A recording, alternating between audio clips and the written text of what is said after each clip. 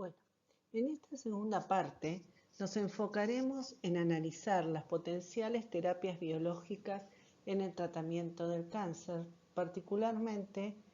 dirigidas a identificar actores inmunes que puedan ser modulados o que puedan participar de manera directa en el tratamiento y en la eliminación del tumor. El tratamiento de un tumor se realiza a través de diferentes drogas que pueden actuar de manera selectiva o directa en algunas de las instancias que produjeron el descontrol de la célula tumoral, sea esta a nivel de la angiogénesis, de la división celular o proliferación, regulando o potenciando las acciones proapoptóticas o alterando la estructura de la célula de manera tal que se impida su movilización. Estas terapias suelen ser con acciones dirigidas a mecanismos conocidos de cada tipo celular, pero relativamente poco específicas para cada tipo celular. Y la segunda circunstancia que tiene este tipo de tratamiento es que a través del tiempo genera resistencia, o lo que se conoce como MDR, resistencia a la acción terapéutica, resistencia a multidrogas, que conduce a que la célula tumoral genere mecanismos alternativos de supervivencia o genere diferentes subpoblaciones o clones derivados de las células tumorales primarias que puedan evadir el ataque de la sustancia agresiva. Hace algunos años entonces surgió la idea de generar terapias biológicas adaptadas a cada tipo celular. Las terapias biológicas, particularmente conocidas como inmunoterapia o bioterapia, es una estrategia relativamente nueva para poder adaptar a diferentes tratamientos según el tipo de tumor que se quiere tratar y que incluye en el programa de adaptación al conocimiento previo de la cirugía, la quimioterapia o la radioterapia. Las terapias biológicas lo que tienden es a potenciar el accionar del sistema inmune del propio individuo, de manera tal que sea ya de una forma directa o de una forma indirecta, se pueda combatir con las propias herramientas biológicas del individuo el crecimiento del tumor, disminuyendo de esta manera los efectos secundarios que pueden causar los diferentes tratamientos quimioterapéuticos. Entonces, la idea es que el sistema inmune logre una adaptación de sus células y elementos activos de manera tal que se pueda producir un reset de la respuesta antitumoral, un restablecimiento de la respuesta antitumoral, aumentando la inmunogenicidad y favoreciendo el accionar de las diferentes subpoblaciones efectoras para producir el control y la destrucción de las células neotransformadas. Entonces, lo que vamos a lograr de esta manera es detener y controlar los procesos que permiten el avance y la progresión tumoral, alterar el patrón de crecimiento de las células tumorales, bloquear o revertir procesos por los cuales la célula tumoral o la célula precancerosa se convierta en una célula totalmente desregulada, permitir que las células cancerosas sean fácilmente reconocibles por el sistema inmune y las pueda destruir, o reforzar el accionar de las células T, de las células NK, de los elementos efectores de la respuesta inmunológica e impedir la diseminación de la célula tumoral a lo largo de todo el organismo. Si bien el auge de las terapias inmunológicas se refieren a los últimos 10 o 15 años, la intencionalidad de controlar el desarrollo de un proceso maligno a través del sistema inmunológico proviene de observaciones que datan del siglo XIX, ¿sí? Donde se empezaron las terapias inmunes de manera indirecta, o sea, de acuerdo al conocimiento empírico del proceso inflamatorio y de su asociación a procesos cancerígenos. Las terapias más avanzadas dictan de mediados del siglo pasado en adelante, con el descubrimiento del accionar del sistema inmune como elemento controlador del desarrollo de tumores en modelos murinos, como vimos en la primera parte de la clase. Eso fue llevando al desarrollo de cómo se activaba el sistema inmunológico, situación que resultó de gran interés a partir del año 1973 con el descubrimiento del accionar de las células dendríticas sobre la activación de células naive. Luego, hacia el año 1975, el desarrollo de anticuerpos monoclonales con la intencionalidad de unirle sustancias neurotóxicas que la conviertan en balas mágicas que selectivamente puedan actuar sobre las células tumorales. Y luego empezaron las terapias inmunológicas para que en las últimas partes de este nuevo siglo se descubrieran cuáles eran las acciones que producían los frenos a la activación adecuada del sistema inmunológico a través del conocimiento de los mecanismos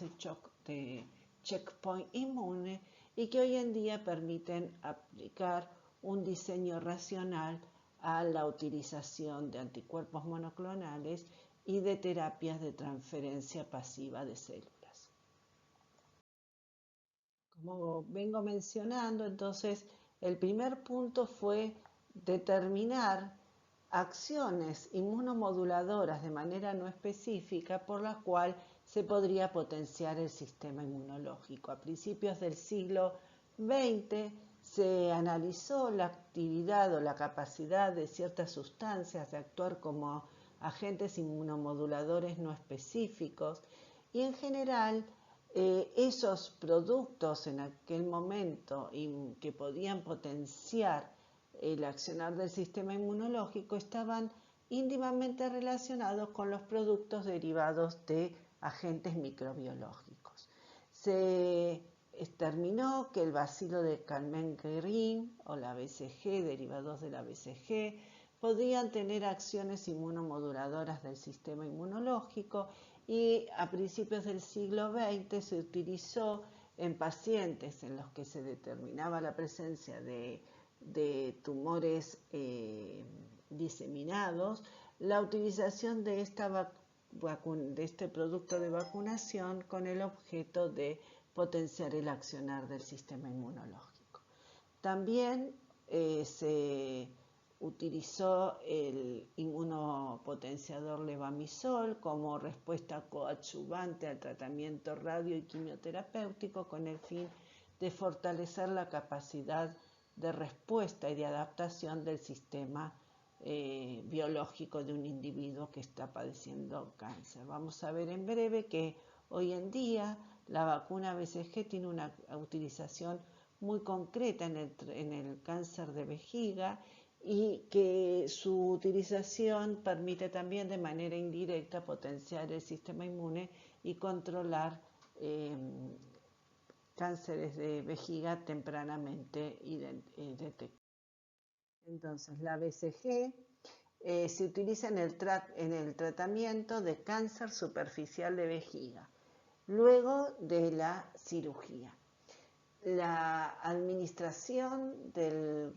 bacilo de Calmette-Guerin de manera local dentro de la vejiga permite estimular la respuesta inflamatoria y actúa como un elemento de potenciación de la respuesta inmune adaptativa local.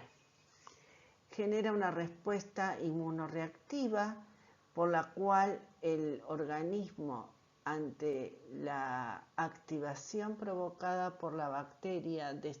inactivada, genera productos de activación local de células inflamatorias que conlleva a una activación indirecta de células inmunes específicas contra los antígenos de la superficie del adenocarcinoma de vejiga, que produce luego la inhibición del crecimiento de las células cancerosas. Para ello se introduce gradualmente una solución de la preparación bacteriana inactivada y se la deja allí sin que el individuo pueda ejercer una micción del líquido presente en la vejiga durante 2 horas. Luego el paciente se le permite evacuar la vejiga, vaciar la vejiga, y este tratamiento se realiza una vez por semana durante 6 semanas, y de esta manera se logra evidenciar un aumento de la respuesta inflamatoria primero inmunológica adaptativa a posteriori, que permite la eliminación de las células residuales que queden a posterior de la cirugía. Bueno, a posteriori se trataron de diseñar terapias específicas a partir del conocimiento alcanzado de la calidad antigénica de diferentes tipos celulares o de la presencia de sustancias que, como dijimos hoy, los denominamos antígenos asociados al tumor y que podrían actuar como elementos con inmunogenicidad para el sistema inmunológico. Se desarrollaron así estrategias de administración pasiva de anticuerpos, fundamentalmente de anticuerpos monoclonales o de linfocitos T específicos para alcanzar inmunidad a través de procedimientos pasivos, o de potenciar respuestas inmunológicas para aquellas células con débil antigenicidad frente al tumor por activación del sistema inmune propiamente dicho, específico propiamente dicho. Junto con ellos se desarrollaron estrategias que permitan la administración de citoquinas potenciadoras del accionar del sistema inmunológico o potenciación del accionar de las células presentadoras de antígeno, produciendo estrategias de carga de péptidos selectivos que permitieran estimular al sistema inmunológico. Junto con las citoquinas, una de las primeras terapias pasivas que se empezaron a utilizar fue la inmunoterapia por anticuerpos monoclonales. Los anticuerpos monoclonales son moléculas obtenidas en el laboratorio que representan anticuerpos que reconocen específicamente antígenos o de la superficie de la célula o de alguna célula integral de alguna proteína integral de membrana que es vital para el desarrollo y la continuidad de la supervivencia de la célula. Estos anticuerpos pueden dirigirse de manera específica a la superficie de las células, con lo cual pueden ser reconocidas por las células NK y a través del link que realizan con el anticuerpo monoclonal desencadenar mecanismos de citotoxicidad dependiente de anticuerpo que conducen a la lisis de la célula tumoral. También pueden en algunas circunstancias para células que se encuentran libres o en circulación, activar el sistema, luego que el anticuerpo se une a la superficie celular, activar el sistema complemento y conducir a la citólisis de la célula. O en algunos casos, como les dije recién, dirigidos contra proteínas integrales de membrana que garantizan la supervivencia celular, generar una interferencia por lo cual se inducen mecanismos de apoptosis mediados por la presencia de dicho anticuerpo o bloquear receptores que unen factores de crecimiento esencial para la célula y de esta manera también interferir en su capacidad replicativa e indirectamente inducir apoptosis, O en el caso de los linfocitos B, generar anticuerpos monoclonal contra las regiones idiotípicas de la inmunoglobulina de superficie que actúa como receptor para dicha célula, y de esta manera también interferir con su capacidad replicativa. Los primeros anticuerpos utilizados en la terapia oncológica fueron aquellos dirigidos contra algunas proteínas esenciales en tumores sólidos, como el trastuzumab, que actúa sobre la proteína ERK del tumor de mama, o los receptores que unen al factor de crecimiento epidérmico, como es el sutizimab, o aquellos que interfieren contra el receptor del el vascular endothelial growth factor, aquel que induce angiogénesis, ¿sí? Y de esta manera bloquear la acción del factor de crecimiento endotelial y disminuir la capacidad angiogénica y por ende la capacidad de llegada de oxígeno y nitrógeno a los tejidos tumorales, que puede inducir su muerte. Pero también existen otros anticuerpos que se utilizan contra células hematopoyéticas, como son el rituximab, que reconoce la molécula CD20 de los linfocitos B, o el gentusumab, que reconoce la molécula de diferenciación CD33 de las células de estirpe mieloide. Y todos ellos lo que logran es interferir con la capacidad de la célula de mantener su ciclo biológico replicativo y de esta manera inducir a una disminución y muerte de la capacidad replicativa del tejido tumoral. Entonces, estos anticuerpos monoclonales van a tener acciones directas sobre la muerte de la célula tumoral, van a interferir sobre su capacidad antigeogénica, van a modificar la capacidad de los mecanismos efectores o van a aportar acciones para los mecanismos efectores mediados por los fagocitos, las células NK o el sistema complemento. Y como vamos a ir viendo a lo largo de esta clase, hoy en día son muy relevantes en el control de la inhibición de la respuesta inmunológica sobre aquellas moléculas que permiten el checkpoint inmune y que llevan a inmunorregulación negativa de la respuesta inmunológica. También recordemos que no solo se utilizan anticuerpos monoclonales derivados de la tecnología de formación de híbridos desarrolladas por los doctores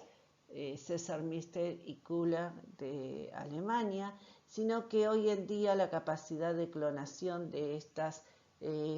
secuencias aminoácidicas y de los genes que integran la especificidad de reconocimiento permite que los anticuerpos monoclonales originales, murinos, se transformen hoy en día en proteínas quiméricas o en proteínas donde se conserva únicamente de la molécula original de la célula LB murina las regiones recombinantes de reconocimiento o de hipervariabilidad, y esto constituye al CDR específico de la molécula y que luego se la integra a plásmidos que expresan la molécula de cadena pesada o de cadena liviana humana, y por lo tanto estos anticuerpos humanizados tienen mayor vida media en la circulación del individuo, menores efectos secundarios y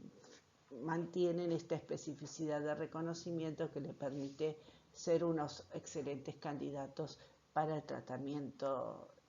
luego de estas modificaciones biotecnológicas. En los últimos 5 años, el desarrollo de anticuerpos monoclonales contra el punto de control o checkpoint inmune de las células que conducen a un estado de inactividad de las células efectoras T a través del proceso de extenuación que vimos más tempranamente, permitieron desarrollar una terapia con alto grado de eficiencia en algunos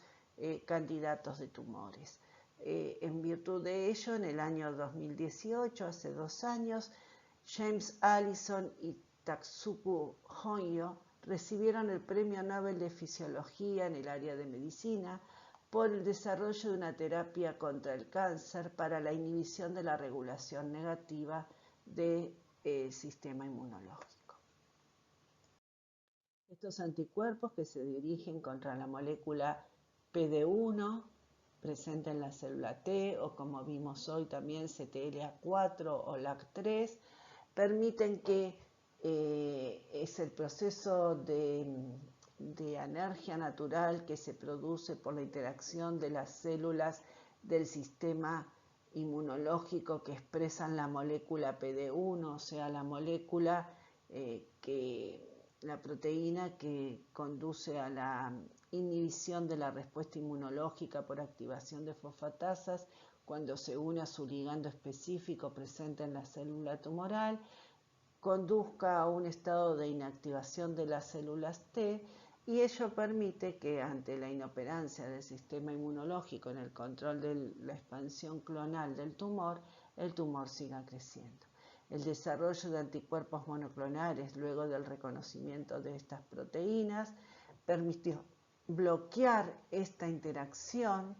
de manera tal que la falta de reconocimiento entre la molécula PD1 y el ligando de PD1, como vimos anteriormente, por bloqueo con el anticuerpo monoclonal, permite que la célula T siga expandiendo su clon y actuando de manera efectiva y efectora sobre el tumor para el cual es específico, de manera tal que el bloqueo de este control checkpoint inmune permite la reactivación de la célula tumoral citotóxica que va a producir la muerte de la célula tumoral y el control del crecimiento del mismo. Entonces, la terapia desarrollada por el profesor Honyo permite bloquear tanto el ligando de PD1 expresado por las células tumorales como la molécula PD1 presente en la célula T extenuada, ¿sí? Y de esta manera, haciendo uso de uno u otro o de ambos anticuerpos no monoclonales, se logra bloquear este puente de inhibición generado a través de la expresión de PD1 ligando en la célula tumoral. Hoy en día se sabe también que esta molécula PD1 ligando presente en la expresión de la célula neotransformada tiene implicancias en la regulación metabólica interna de la célula tumoral, y todavía no está muy claro las interacciones proteicas que llevan a que la presencia de esta molécula desarrolle mecanismos de supervivencia energética y de proliferación de la propia célula tumoral que son independientes de la interacción con la molécula reguladora PD1. Un poco para verlo más gráficamente, el anticuerpo anti-PD1, el nivolumab,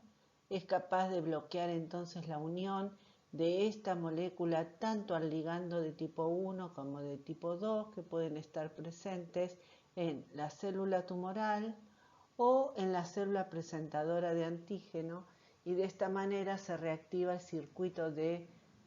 retroalimentación positiva que lleva a la activación de la célula que estaba suprimida o exhausted cell,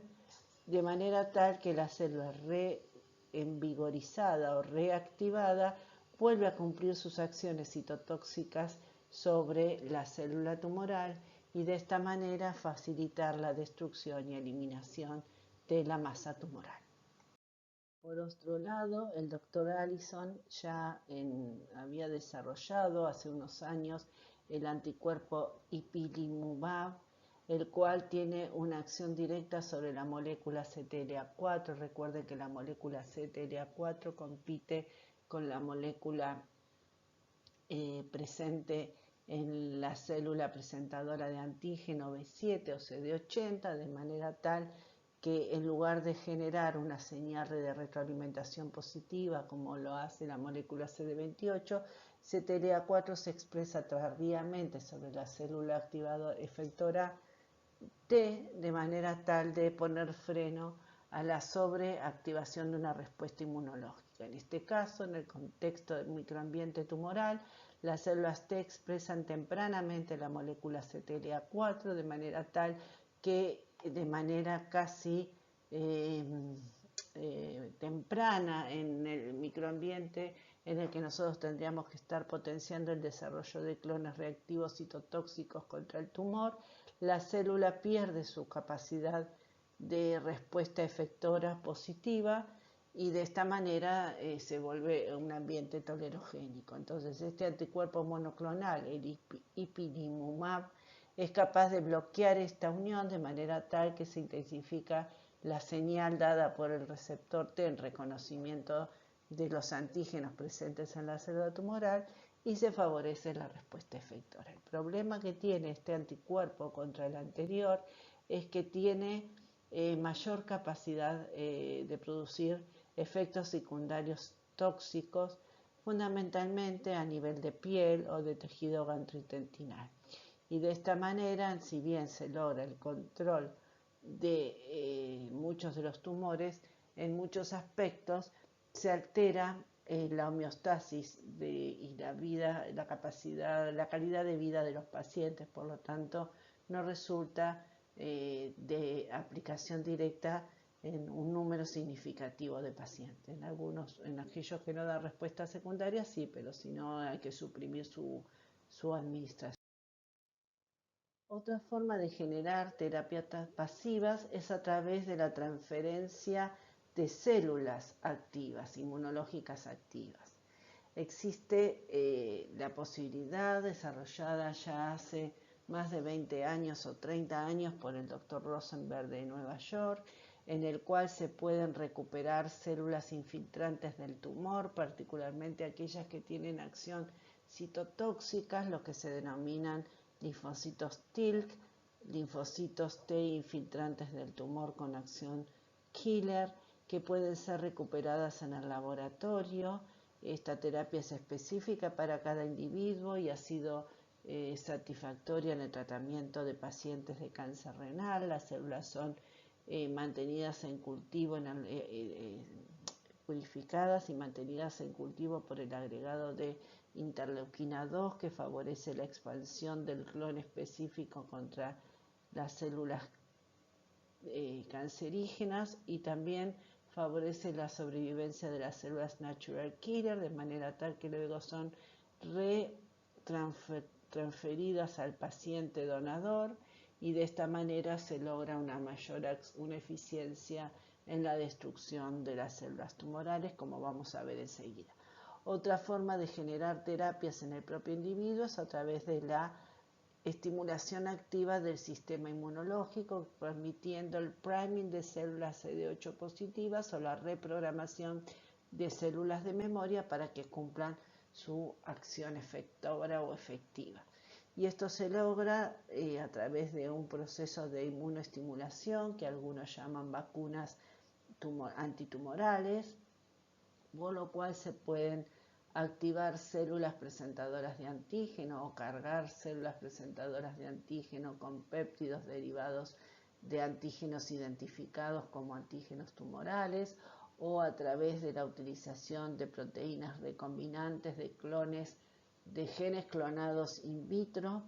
o a través de células tumorales muertas y lisadas que puedan utilizarse como elementos para la carga y captura de antígenos por parte de las células dendríticas o a través de la generación, que esta es la última fase en desarrollo que supongo que en breve van a ser muy utilizadas, que es la identificación de secuencias de ARN o ADN derivadas de células tumorales con potencial capacidad de generar péptidos inmunogénicos. Entonces, en cualquiera de estas acciones, al individuo se lo trata con componentes derivados de las propias células tumorales y estas son tomadas por las células dendríticas que potencian la acción tanto de células naive a través de un priming o de la reactivación de células de memoria, y es lo que vamos a ver a continuación. Si volvemos entonces a la transferencia pasiva de células, recordemos que podemos transferir linfocitos infiltrantes del tumor, que se los aísla, se los trata en el laboratorio con citoquinas proactivadoras como la interleuquina 2 y luego de una expansión del clon por varios días en presencia del factor de crecimiento, se lo reinocula al paciente y como son células del propio individuo no tienen ninguna reacción adversa y son estas células que potencian su activación. Otra forma es a través de la transferencia de células NK. Las células NK van a tener una acción citotóxica natural por su propia etiología y entonces lo que se hace a través de donantes es recuperar células hematopoyéticas de los individuos y lograr su diferenciación y crecimiento y expansión en el paciente. Estos individuos tienen que tener cierto grado de histocompatibilidad para que el receptor no rechace a las células derivadas del donante, o se las puede tratar en el laboratorio, expandirlas, y una vez que las células están activadas, de manera similar a lo que vimos con la estrategia del Dr. Rosenberg, se las reinocula al individuo. Entonces, estas células pueden tener una acción citotóxica directa porque al no conocer los HLA del individuo receptor por parte de los sensores que tienen las células NK del donante, se activan de manera espontánea o porque se logra una potenciación a través del reconocimiento en las células tumorales de señales de danger, como puede ser la sobreexpresión de proteínas de shock térmico o la expresión cruzada de moléculas MIC-A o MIC-B, como habíamos visto anteriormente, y de esta manera en alguna de las dos circunstancias las células se activan y destruyen a la célula tumoral, pero no a las células normales. Otra forma es entonces conducir la transferencia pasiva de anticuerpos monoclonales que reconozcan específicamente a las células NK a través del receptor de activación, y estas células se logren activar y en contacto con las células tumorales, donde se reconoce también la célula reconoce las señales de alerta dadas por la expresión de la sobreexpresión de proteínas MIC-A o MIC-B, el ligante natural de NKG2D, puedan ser reactivadas y entonces convertirse en células efectoras. O sea, son los anticuerpos monoclonales que reconocen las propias células NK del individuo y las sobreactivan cuando se encontraban en un estado de latencia. Y la última estrategia desarrollada en los últimos años es la recuperación y expansión de células linfocitarias infiltrantes del tumor a las que se les hace la transferencia génica de una proteína receptora-like, o sea, es una molécula proteica que tiene un extremo amino terminal que representa el dominio de reconocimiento de antígenos tumorales, que actúa como receptor para el antígeno canceroso o de la célula tumoral, que la llamamos CAR, para algunos antígenos que han sido clonados e identificados para ciertos tipos de tumores o leucemias, que tiene acoplada una secuencia, luego de la secuencia transmembrana, una secuencia intracitoplasmática con sitios de dominio ITAM. ¿Se acuerdan que el receptor T no carece de estos dominios ITAM? Requiere de la molécula CD3 para producir la señalización. Bueno, esta proteína quimérica, los linfocitos TCAR, presentan señales de fosforilación que permiten la unión también propia de la molécula CD28 para llevar a la activación, al núcleo de información que permita la activación de las células citotóxicas y de esta manera, por secreción de los gránulos de granzima y perforina, inducir la muerte de la célula tumoral. El problema de esta estrategia experimental, primero, que es específica para cada individuo, pero segundo, es que requiere un respaldo de la unidad asistencial muy compleja. En general se trata de una unidad que se denomina de inmunoterapia oncológica, subdivisión TCAR, receptores para antígenos celulares, que requiere de un entrenamiento tanto del personal que genera la molécula quimérica o el linfocito quimérico como de los pacientes tratantes, ¿sí? Y son tratamientos que hoy en día se dan en centros muy especializados, pero son altamente costosos, por lo cual es de difícil acceso para la mayoría de los pacientes. Pero son estrategias que a medida que se logren capacitar un mayor número de individuos, que se logran poner como el protocolo muy a punto, empiezan a resultar ser de menor costos y de alta eficiencia para el tratamiento de muchos tumores. Bueno, y por último vamos a analizar un poquito lo que se llaman vacunas antitumorales o vacunas inmunopotenciadoras en cáncer. Estas vacunas tienen un desarrollo de muchos años, se inició con la intencionalidad de obtener antígenos asociados al tumor de manera de purificaciones inmunoquímicas, estrategias hace muchos años para luego inocular en los pacientes y obtener una respuesta inmunológica que siempre logró ser de baja magnitud, hasta que a posteriori, con el desarrollo y el advenimiento de los mecanismos estimuladores mediados por las células dendríticas, se logró lograr que estos derivados tumorales o antígenos derivados de las células tumorales puedan ser montados sobre células dendríticas, que ellos favorecían la inmunoestimulación, y esta fue una estrategia temprana, ya hace más de 20 años, para el tratamiento de muchos melanomas.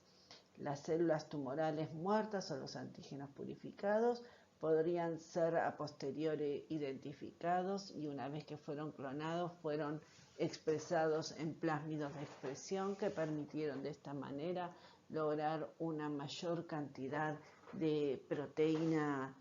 recombinante para ser administrado al sistema y ofrecido a las células dendríticas, o en algunos casos se han utilizado células presentadoras de antígeno que fueron transfectadas con plásmidos codificantes para los antígenos asociados al tumor, y como vamos a ver en un ratito, hay algunas vacunas de este tipo que ya han sido aprobadas por los entes regulatorios para el tratamiento de pacientes que no responden a estrategias convencionales. Otra forma de obtener una protección frente al desarrollo de tumor está relacionado con los virus oncogénicos. Los virus oncogénicos atenuados pudieron ser la primera fase para el desarrollo de vacunas que permitieron bloquear la infectividad por los virus que producen la desregulación de la célula tumoral, y de esta manera, al no lograr una infección estable y transiente en el tiempo, se evita la desregulación de la célula tumoral y el compromiso de alteración o de desarrollo del tumor por parte del virus presente en las células infectadas. Entonces vamos a analizar un poquito los ejemplos de la vacuna de HPV y de la vacuna Sipuleucel que se ha desarrollado para el tratamiento de cáncer de próstata. En esta tabla se presentan algunos ejemplos de proteínas que fueron desarrollándose como estrategias para la preparación vacunal frente a tumores, como en el caso de mutaciones de algunas proteínas relacionadas con la capacidad replicativa de las células, o la expresión de tirosinasa, una enzima que pertenece al estadio de diferenciación temprana de tiroides, pero que luego se expresa también en células de origen epidérmico, como son los melanocitos, y esta tirosinasa de expresión en células de en los melanocitos produce una transformación de la célula que lleva a la expresión de regulación de la célula convirtiéndose en un melanoma, o antígenos de expresión en tejidos anómalos como son el antígeno de origen testicular, el NIESO, que es aberrante en tejidos porque no está presente en tejidos normales no diferenciados y es capaz de producir alteraciones, por ejemplo, de células testiculares o de otros tipos de células germinales y luego transformarse en células tumorales. Bueno, hay antígenos asociados a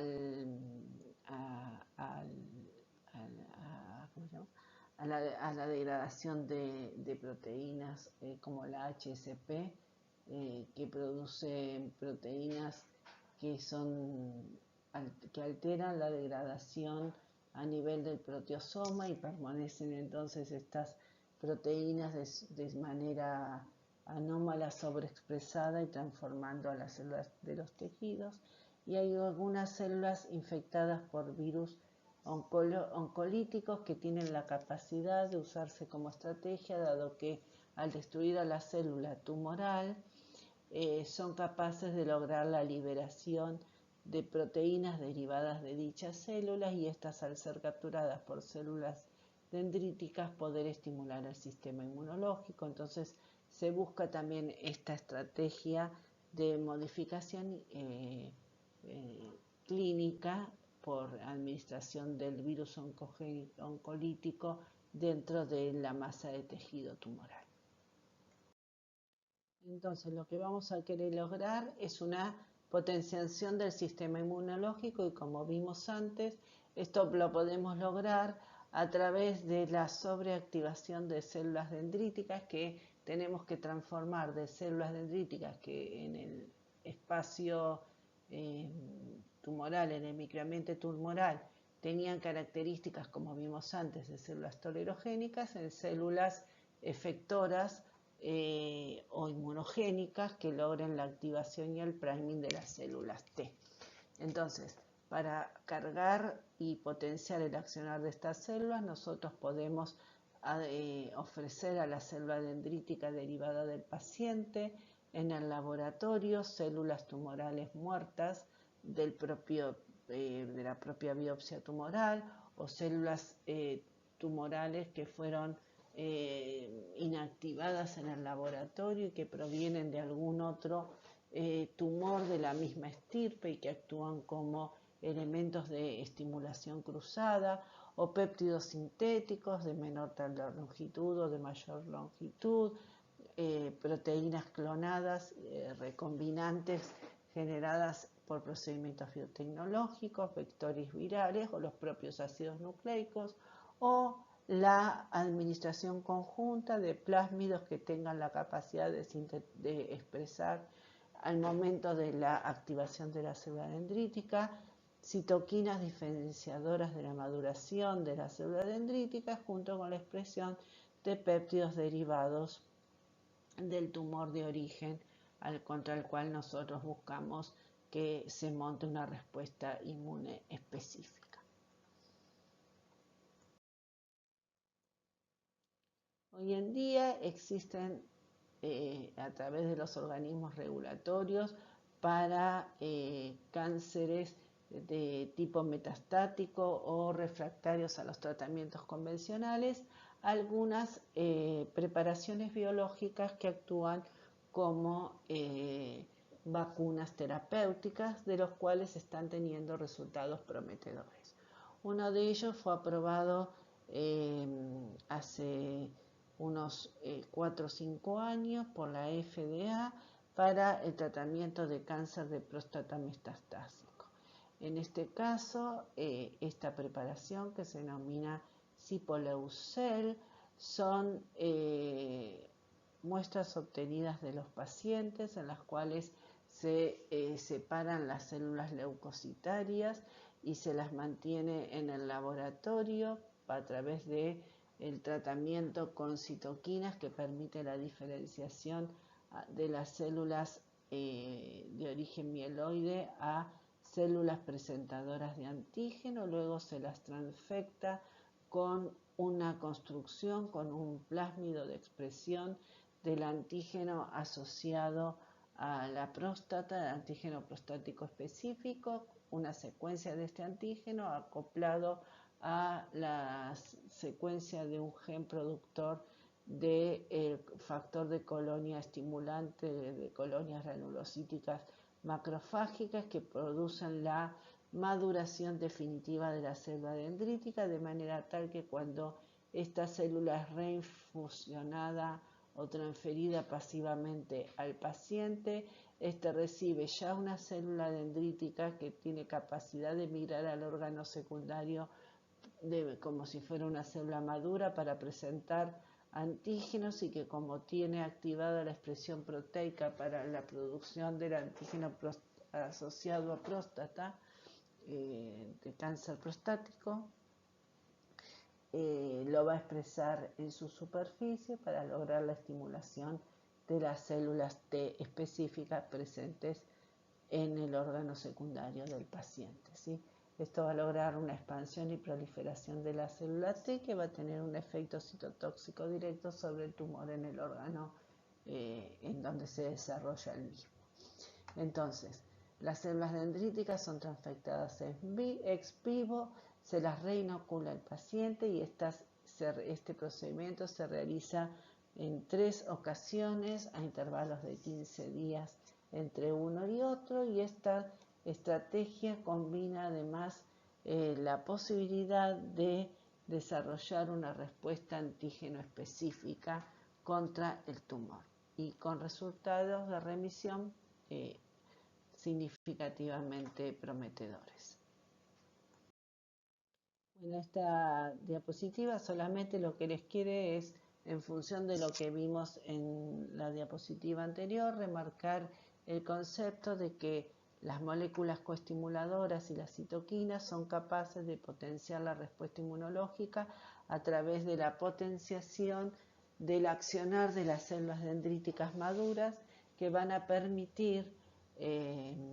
la activación de clones T efectores específicos para la eliminación del tumor. Entonces, la estrategia terapéutica es provocar artificialmente la coestimulación de células específicas del tumor, proporcionando de manera exógena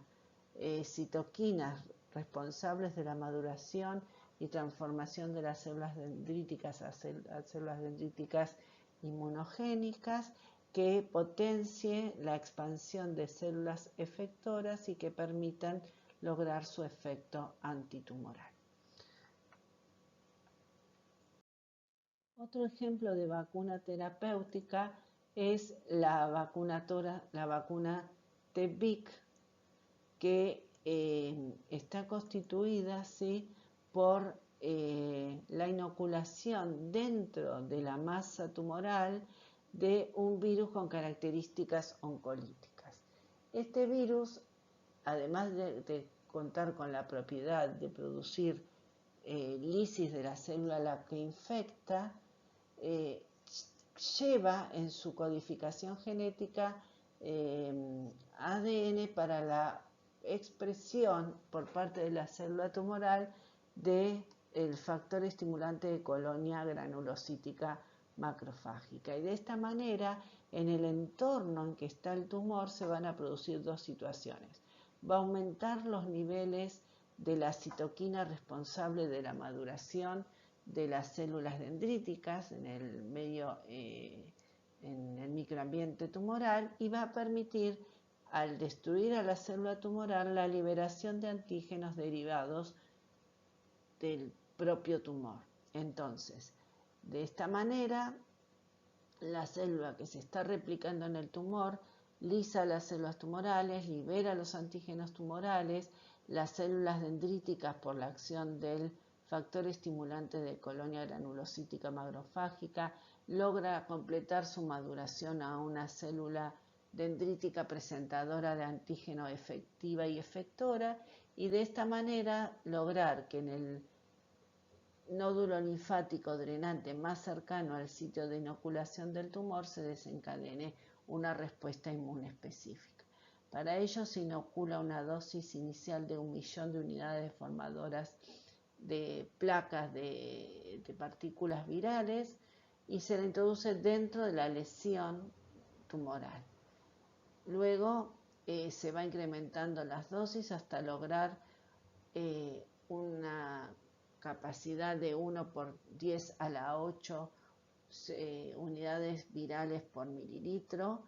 y se van prosiguiendo la estrategia de inoculación y se mide progresivamente la disminución de la masa tumoral en meses. ¿Sí? Este procedimiento fue aprobado hace 5 años para también el tratamiento de melanoma metastático recurrente, que no permitía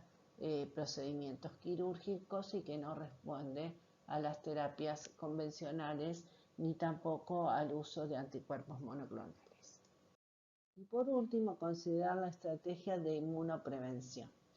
Existen un conjunto de virus que son oncotransformadores, ¿sí? Oncogénicos. Y estos, los tumores más comúnmente reconocidos que tienen esta función, es el virus de hepatitis B, el virus de hepatitis C, el virus papiloma humano y para algunas leucemias el HTLV2. Estos virus lo que logran es una inserción estable dentro del genoma celular, y la infección permanece latente y estable por muchos años. Por lo tanto, no se desarrolla una respuesta inmunológica que controle la infección, porque el virus no replica. Pero en su inserción genera proteínas transactivadoras que altera la capacidad del ciclo replicativo de la célula a través del tiempo. En el caso particular del virus HPV, existen varias serovariedades como el HPV 6, 11, 16 y 18, que son capaces de producir esa neotransformación. Existen entonces preparaciones que fueron desarrolladas, generando por vía biotecnológica lo que se conoce los very light particles. Son agregados proteicos que tienen la capacidad de formar pseudopartículas virales que están constituidas por las proteínas constitutivas externas de cada una de estas variantes del virus, y se preparan estas very light particles que se pueden administrar de manera combinada a través de la combinatoria de las variantes 6, 11, 16 y 18 en la vacuna de Merck o 6 y 18 en la vacuna de Glaxo. Y estas vacunas lo que logran es reducir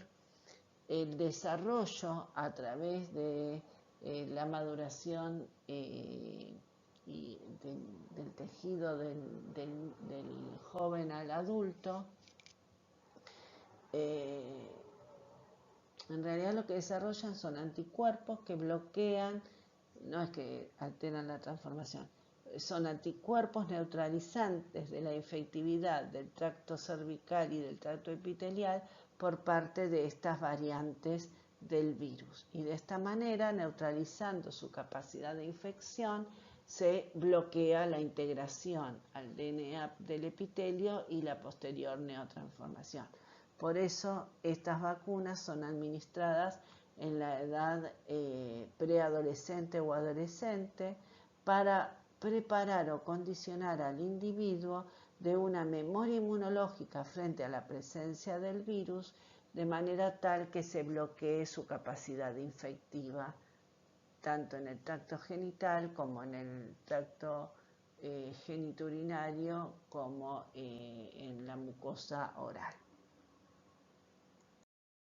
Bueno, a lo largo de la clase, en la primera parte, vimos que existe un círculo virtuoso por la cual, ante la presencia de un tumor, el sistema inmunológico desarrolla diferentes estrategias de activación del sistema en el órgano secundario, que luego se dirige a el tejido tumoral para producir la destrucción, pero a lo largo de la clase también observamos que las relaciones recíprocas que se establecen entre el tumor, el sistema inmune y el microambiente tumoral condiciona el desarrollo del sistema inmunológico, revirtiendo este círculo virtuoso.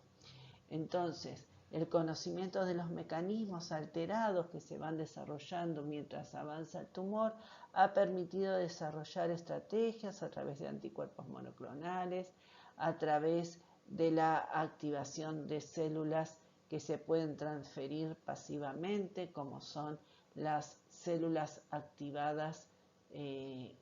o células TILC activadas, o la generación de quimeras de linfocitos T portadores de receptores CAR, o el bloqueo de los checkpoints inmunes, de manera tal que el sistema inmune se revigoriza y esto puede nuevamente volver a entrar en este círculo virtuoso por el cual se logra, junto con la radioterapia, la quimioterapia y la cirugía, lograr el control del desarrollo tumoral.